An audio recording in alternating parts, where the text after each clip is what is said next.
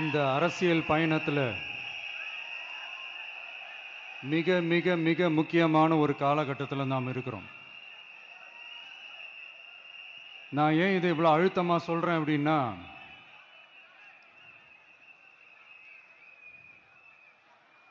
ஏதோ அழுத்தம் இருக்குமோன்னு நினைக்கிறீங்களோ?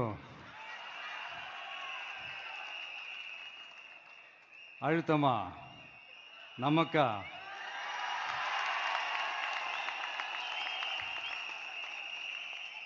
இந்த அழுத்தத்துக்கெல்லாம் அடங்கி போற ஆளா இந்த ஆளு? இந்த மூஞ்சா பார்த்தா அப்படியா தெரியுது உங்களுக்கு?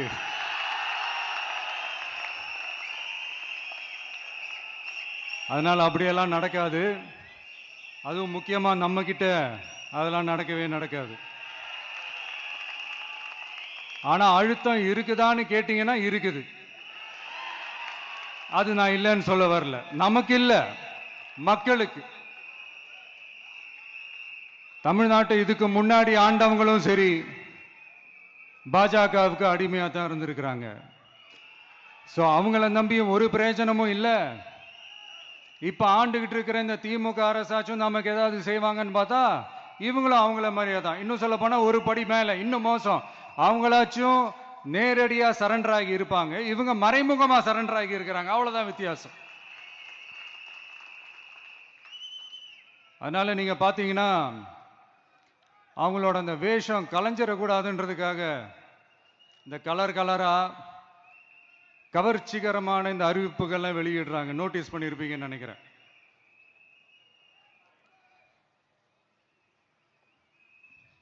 அதனால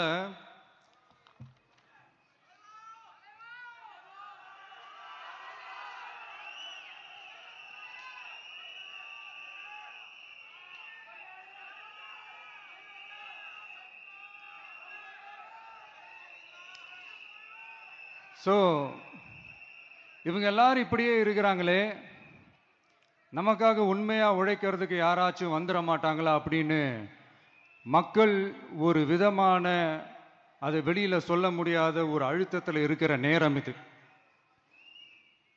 மாத்தி மாத்தி ஓட்டு போட்டு ஏமாந்து அவங்க இப்ப நம்மள நம்புறாங்க.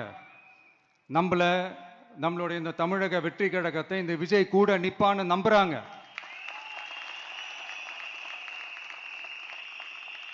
நம்மள நம்புறவங்களுக்காக நாம நம்பிக்கையோடு இருக்கணும்ல. அப்படின்னா இது முக்கியமான, மிக மிக மிக முக்கியமான ஒரு காலகட்டம் தானே. அதனாலதான் அவ்வளவு அழுத்தமா நான் சொன்னேன். இந்த தேர்தல், இந்த கூட்டணி, இதெல்லாம் பத்தி நிறைய இந்த ஏசியங்கள் ஜோசியங்கள் எல்லாம் நடந்துகிட்டு இருக்கு இல்லையா? என்னப்பா இந்த விஜய் இப்பதான் வந்திருக்கிறாரு, இவரு கூட எல்லாம் யாரு வர போறா, அவங்க வரமாட்டாங்க, இவங்க வரமாட்டாங்க, அப்படி இப்படின்ட்டு நம்மளை பத்தி ஒரு அண்டர் எஸ்டிமேட் பண்ணிட்டு இருக்காங்கல்ல. அதுனா நமக்கு புதுசா என்ன?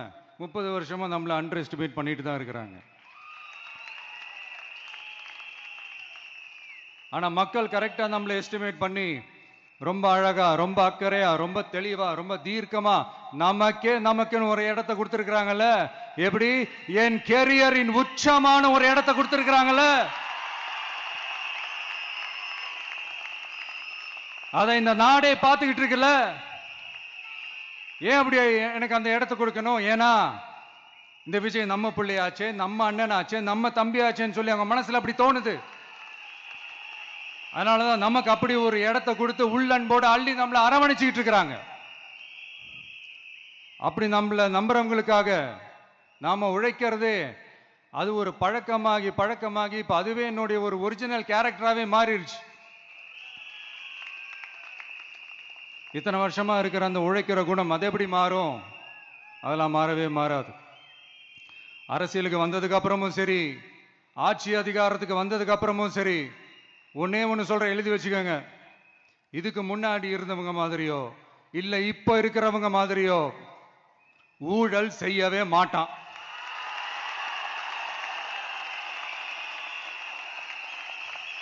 ஒரு பைசா தொட மாட்டான். எனக்கு அது அவசியமே இல்லை. புரிஞ்சுங்களா உங்களுக்கு? எனக்கு அதை தொட வேண்டிய அவசியமே இல்லை.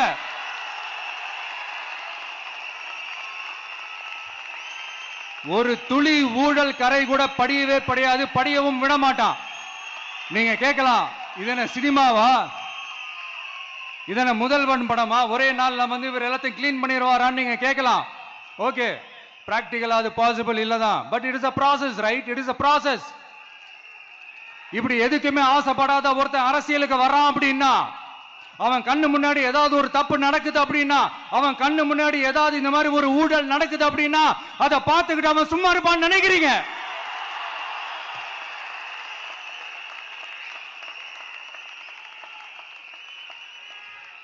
அதனால இந்த தீய சக்தியா இருக்கட்டும், இந்த ஊழல் சக்தியா இருக்கட்டும், ரெண்டு பேரும் தமிழ்நாட்டை ஆண்டவை கூடாது.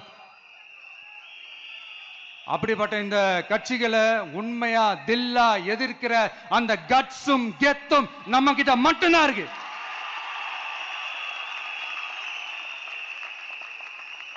அதனால நீங்க என்ன சூழ்ச்சி நம்ம மேல பண்ணாலும், என்ன அழுத்தம் நீங்க கொடுத்தாலும், இந்த அடங்கி போறதுக்கோ, இந்த அண்டி பொழைக்கிறதுக்கோ, இல்ல இந்த அடிமையா இருக்கிறதுக்கால நாம அரசியலுக்கு வரல. என் மண்ணுக்கும் மக்களுக்கும் யார் என்ன தீங்கு செஞ்சாலும் அதை எதிர்த்து அவங்க கிட்ட இருந்து நம்ம மக்களை பாதுகாக்கிறதுக்காக தான் நம்ம அரசியலுக்கே வந்திருக்கிறோம். அண்ட் முக்கியமா தோழர்களே, மக்களுக்கு என் மேல மட்டும் நம்பிக்கை இருந்தா அது பத்தாது. என் கூட டிராவல் பண்ற என்னோட எல்லா தோழர்கள்கிட்ட அந்த நம்பிக்கை வரணும்.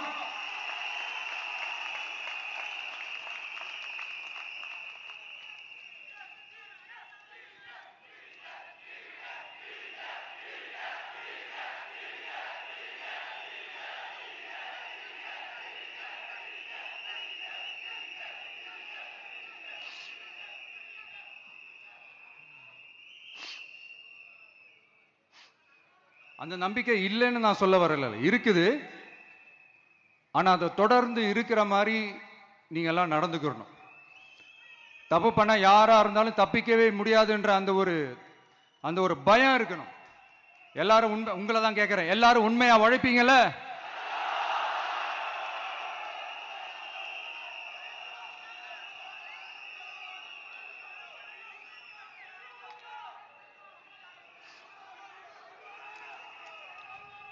யாருக்காகவும் எதுக்காகவும் நம்மளோட அரசியல்ல காம்ப்ரமைஸ் பண்ணிக்கவே கூடாது, செய்வீங்கல்ல?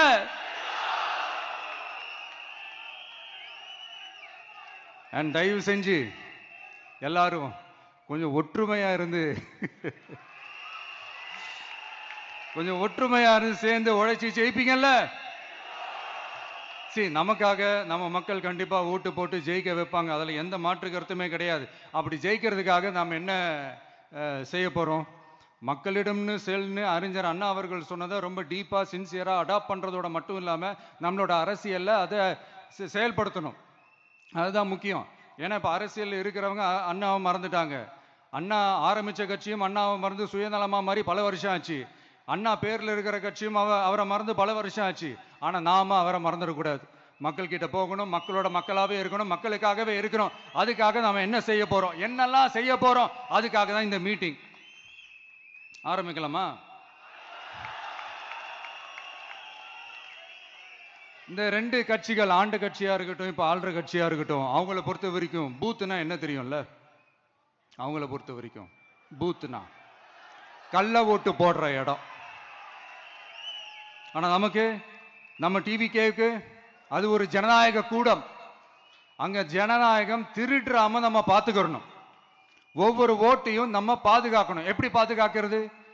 ஒவ்வொரு வீட்டில் இருக்கிற ஒவ்வொரு ஓட்டும் நமக்கு தானே ஃபர்ஸ்ட் கன்ஃபார்ம் பண்ணுங்க.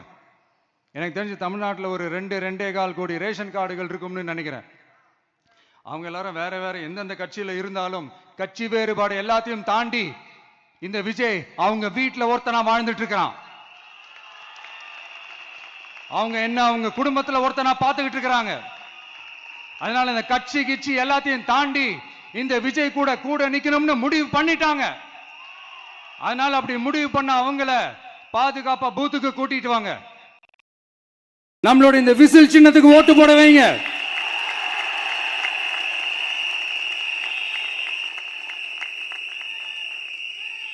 ரொம்ப அழகா இருப்ப பாரு.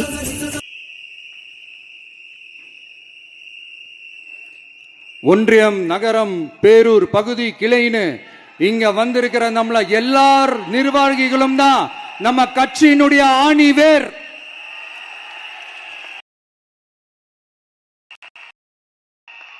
நீங்க எல்லாரும் சுதந்திரமா செயல்படணும், சுதந்திரமா செயல்பட விடணும்.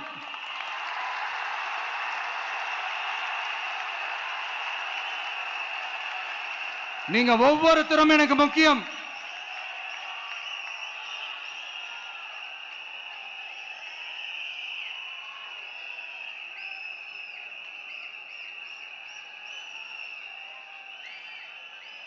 நீங்க தான் நம்மளுடைய இந்த பிஎல்ஏஸ் பூத் லெவல் ஏஜென்ட்ஸோட களத்தில் நின்று வேலை பார்க்க போற ஃப்ரண்ட் லைன் வாரியர்ஸ். இப்ப நடக்க போறது வெறும் எலெக்ஷன் கிடையாது, இது ஒரு ஜனநாயக போர். இந்த டெமோக்ராட்டிக் பேட்டில லீட் பண்ண போற கமாண்டர்ஸ் நீங்க தான்.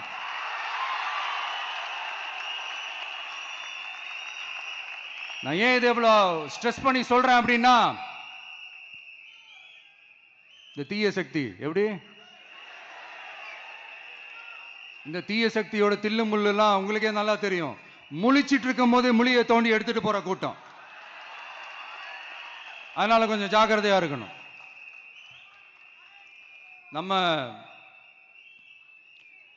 எலெக்ஷனுக்கு இன்னும் 3 மாசம் தான் இருக்குது, அவ்வளவு கூட இல்லைன்னு நினைக்கிறேன். இந்த 3 மாசத்துல நீங்க செய்ய போற அந்த களப்பணியில தான் நம்மளுடைய வெற்றியே இருக்குது. உங்களுக்கு இந்த விஜய் பிடிக்கும்ன்றது உண்மைனா, சத்தியம்னா, உங்களோட உழைப்புல அதை காட்டுங்க. அப்புறம் நாங்க அறிவிக்க போற வேட்பாளர்களுக்கு நீங்க உங்களுடைய முழு ஒத்துழைப்பை நீங்க கொடுக்கணும். கொடுப்பீங்க தானே?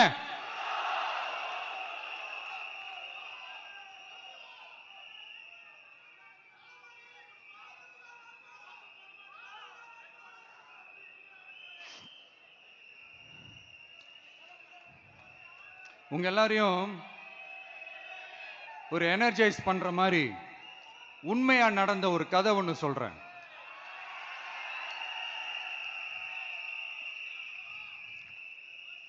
சொந்த நாட்டையே ஒரு கூட்டம் அபகரிக்குது.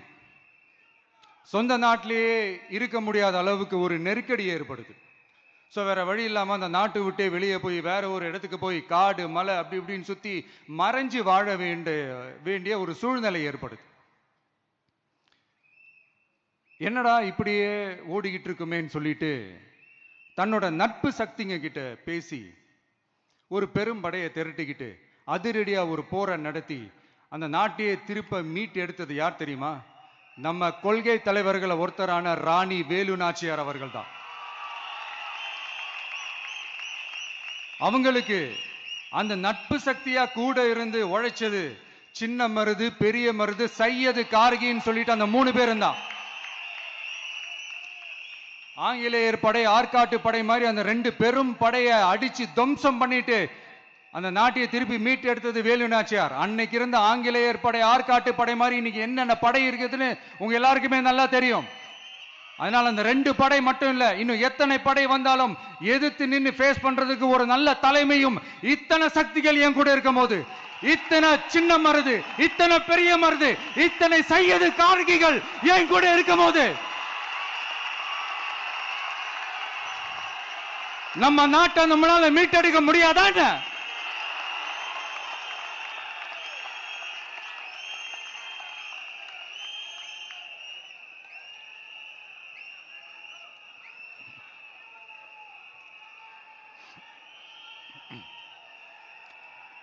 அதுவும் இந்த படை, நம்மளுடைய இந்த டிவிகே படை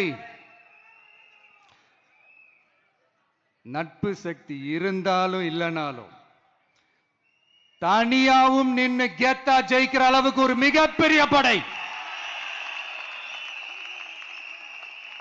அதுலயும் ரொம்ப முக்கியமா இன்னைக்கு இந்த கூட்டத்துக்கு வரலனாலும் நான் அந்த போர்ல நடந்த அந்த கதை மாதிரி கட்ஸான குயில்கள் நிறைந்த பெண்கள் படையும் நம்மளோட இருக்கிறாங்க. அந்த பெண்கள் படையை பார்த்துதான் அரசியல் அரங்கமே அதிர்ந்து போயிருக்குது. அதனால எல்லாரும் ஒரு நிமிஷம் எனக்காக எந்திரிச்சு நில்லுங்களேன் ப்ளீஸ். நான் சொல்றதை கொஞ்சம் ரிப்பீட் பண்ணுங்க. இந்த 2026 சட்டமன்ற தேர்தல்ல நாம எல்லாரும் உண்மையாக உழைப்போம், சத்தியமாக உழைப்போம், உறுதியாக உழைப்போம், ஒற்றுமையாக உழைப்போம். Thank you. Please sit down.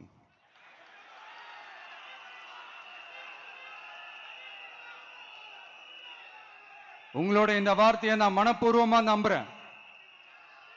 நான் ஏற்கனவே சொன்ன மாதிரி இந்த வரப்போற தேர்தல் இதுவரைக்கும் தமிழ்நாடு பார்த்திராத ஒரு வித்தியாசமான தேர்தல். நம்மளுடைய படை வரிசையும் அப்படிதான், ஒரு பவர் பேக்ட் ஃபோர்ஸ். இவ்வளவு நாள் இதை நாம மட்டும்தான் சொல்லிக்கிட்டு இருந்தோம். இப்ப கொஞ்சம் கொஞ்சமா அதை வெளியில சொல்ல ஆரம்பிக்கிறாங்க. என்னடா இந்த விஜய் கூட இருக்கிற ஃபோர்ஸை பார்த்தா சாதாரண ஃபோர்ஸ் மாதிரி தெரியல, மிலிட்டரியோட பெரிய ஃபோர்ஸா இருக்குது, வரப்போற எலெக்ஷனை கணிக்கவே முடியல, அப்படி இப்படின்னு சில குரல்கள்லாம் கேட்க ஆரம்பிக்குது. கணிக்கவே முடியலன்னு அவங்க வேணா சொல்லலாம், ஆனா மக்கள் ஆல்ரெடி கணிச்சு முடிச்சுட்டாங்க. அவங்க மனசை நல்லா புரிஞ்சு வச்சிருக்கிற நமக்கு அது நல்லாவே தெரியும். அதனால இந்த எலெக்ஷன் ரிசல்ட்டுக்கு அப்புறம் இந்த தீய சக்தி கிட்ட இருந்தோம், இந்த ஊழல்வாத அடிமை சக்தி கிட்ட இருந்தோம் தமிழ்நாட்டை மீட்டுட்டோம்னு உறுதியா அறிவிப்போம். அதுல எந்த மாற்று கருத்தும் கிடையாது. அதனால என் நெஞ்சில் குடியிருக்கும் தோழர்களே, தோழிகளே, உங்களோட நான் இருக்கேன், நம்மளோட நம்ம மக்கள் இருக்கிறாங்க. இதுக்கு மேல என்ன வேணும்? கான்பிடண்டா இருங்க, நல்லதே நடக்கும், வெற்றி நிச்சயம். மீண்டும் சந்திக்கும் வரை நன்றி, வணக்கம். தமிழக